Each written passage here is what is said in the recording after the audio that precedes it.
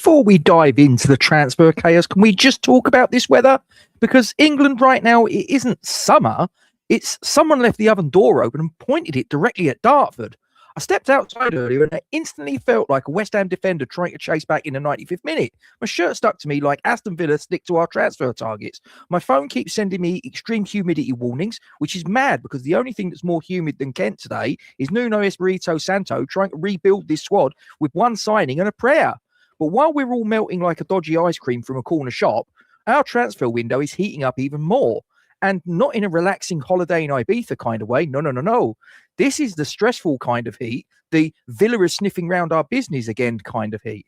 We've got a £17 million winger blocked by Villa, a £15 million attacking midfield Maestro with outrageous numbers, Summerville being chased by half the Premier League, Fernandez gone for 85 mil, Álvarez is now close to leaving on loan, and Nuno's trying to build a squad that gets us straight back to the Premier League.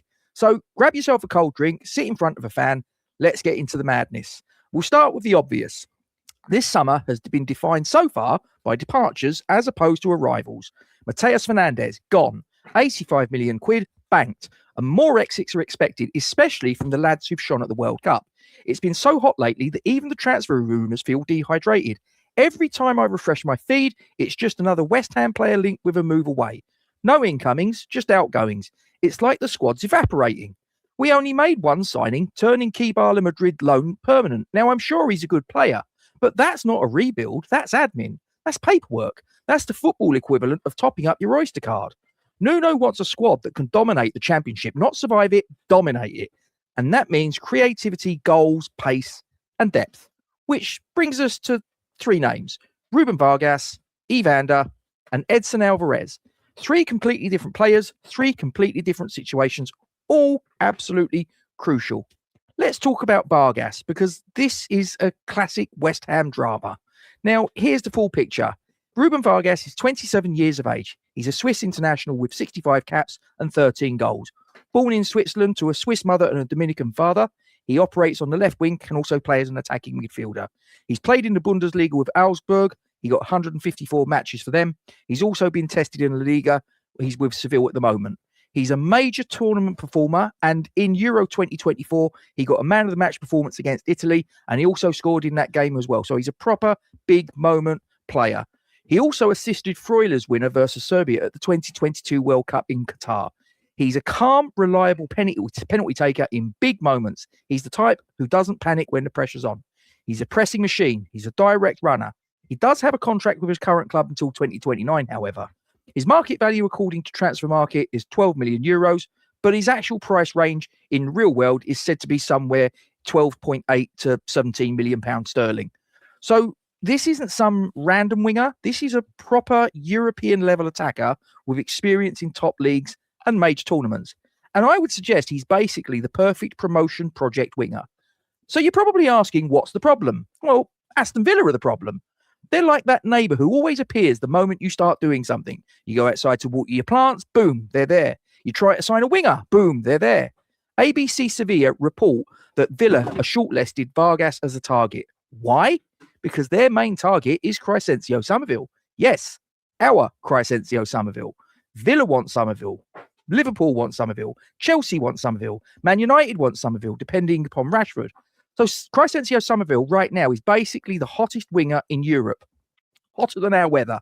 Hotter than my living room at 3 p.m. And West Ham know it. And that's why we're asking for £50 million plus. But here's the twist. Villa's interest in Vargas is directly tied to Summerville. If Villa sign Summerville, they don't need Vargas. But if Villa fail to sign Summerville, then they come for Vargas. Which means our ability to sign Vargas depends on whether Villa buy our own player. Madness. Now, the domino effect is that the article in ABC Sevilla literally says the obvious solution is to sell Summerville to Aston Villa, but football doesn't work like that. Crescencio Summerville himself might not want Aston Villa. He might prefer Liverpool. He might prefer Chelsea. He might prefer, and I suspect this is the one that he prefers, Manchester United. There's always a vague chance he might prefer staying at West Ham. Doubt it, but you never know. But players have agency, and Summerville knows his value. So we can't just sell him to Villa to clear the pathway for Vargas. That's the problem. We want Vargas. Aston Villa want Summerville. Aston Villa also want Vargas. Crysencio Summerville might not want Aston Villa, and our £17 million winger plan is stuck in limbo. It's like trying to cook dinner in this heat. Everything depends on something else, and nothing's cooperating. Now, before we carry on, if you're enjoying this breakdown, do me a favor and just hit the thumbs up button. That's what spurs the old YouTube algorithms into life and pushes this content out there to places it otherwise might not get. Get your comments in the section below. Consider sharing this to your social media platforms. And if you're not already subscribed to the West Ham Massive, if I can just draw your attention in the top left-hand corner to a QR code. If you get out your mobile device and scan it, it will take you to our YouTube subscription page. Rest assured, subscribing is free. It takes a couple of seconds of your time and it's completely data safe. All it does is it helps to grow the channel into something bigger and better down the track. And we thank you very much indeed for your support. Now, let's talk about the second story that I want to get out there. So this is genuinely exciting, actually, because we're interested in a player called Evander, not Evander Holyfield, Evander. He's a Brazilian attacking midfielder, and he is currently tearing up the MLS. Now, as far as his career is concerned, he was at Vasco da Gama and he broke through as a teenager and showed early promise as a creative midfielder.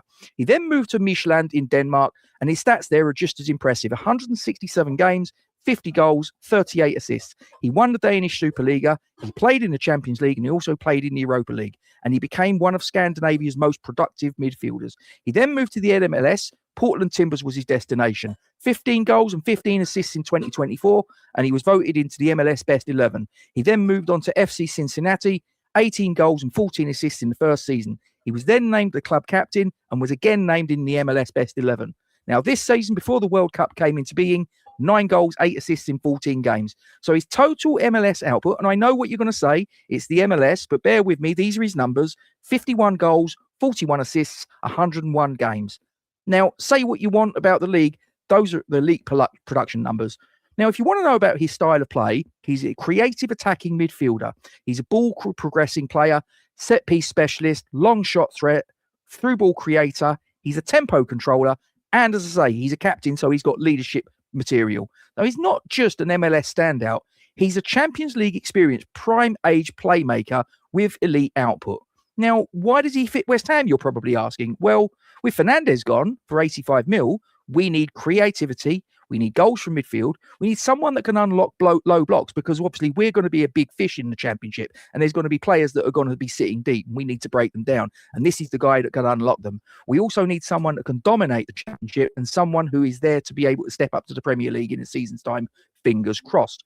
Now, I believe that Evander potentially ticks all the boxes and is basically the perfect promotion engine.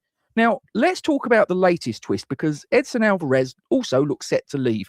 Sky Germany are reporting that us and Cologne have reached an agreement in principle for Álvarez to join the Bundesliga side on loan. That part, the club-to-club deal, is basically sorted. The salary is the big issue. Álvarez earns some serious money at West Ham, even despite our relegation, and Cologne do not pay serious money. So for this move to happen, Álvarez would need to take a significant pay cut, and that's the main sticking point right now. However, Álvarez is still interested, and he's also appears to have done his homework. He's already asked around about Cologne as a club, the fans, the atmosphere, the city, the Rhine Energy Stadium, and apparently all the feedback he's received has been positive. But there's competition. Álvarez has also had offers from several Turkish Super League clubs, which complicates things because Turkey can often match higher wages. So Cologne, if they want him, they do need to move fast. So Cologne are pushing hard to finalise a deal, but everything hinges on whether Álvarez agrees to the reduced salary. Now, why does this matter for West Ham, you're probably asking? Well, the move actually makes sense because I don't think he's going to be fitting into Nuno's system. His wages are huge for the Championship. A loan would remove a big salary from the books, and it opens up a space for a new midfield signing, and it keeps the door open for a permanent move next summer. And it also strengthens the logic behind our interest in Isak Johannesson. If you go to my video yesterday, I mentioned him then, because Cologne's recruitment team, which is led by Tim Stuyton, formerly of West Ham, are clearly open to dealing with us. So what would these moves mean? Well, imagine it. Vargas arrives, Evander arrives, Álvarez leaves, the Summerville situation is resolved, wage bill reduced, creativity boosted, pace added, leadership added, a championship-ready squad forming. I know this is aspirational, but bear with me. This isn't a relegation rebuild. This is a promotion plan. So here's the full picture. West Ham want Vargas. Villa want Summerville. Villa also want Vargas. Summerville might not want Villa. West Ham want Evander. Napoli want Evander. Evander wants Europe. Alvarez is close to leaving. West Ham need creativity. West Ham need goals. West Ham need pace. West Ham need a rebuild. And the window is finally starting to move. He says, fingers crossed. Now, if West Ham pull off Evander and Vargas and move Alvarez out, this becomes one of the smartest championship rebuilds we've seen. But let me know your thoughts. Should West Ham sell Summerville to Villa to clear the path for Vargas? Should we go all in for Evander? And what do you make of Alvarez heading to Cologne? So do us a favour, hit the like button if you've enjoyed this review. Subscribe if you're new around here by getting your device out and scanning that QR code in the top left-hand corner, completely free of charge. It just helps grow the channel and it's completely data safe. Get your comments in the section below, as I say, and share this to your social media platforms. And I'll see you again soon. Come on, you Irons.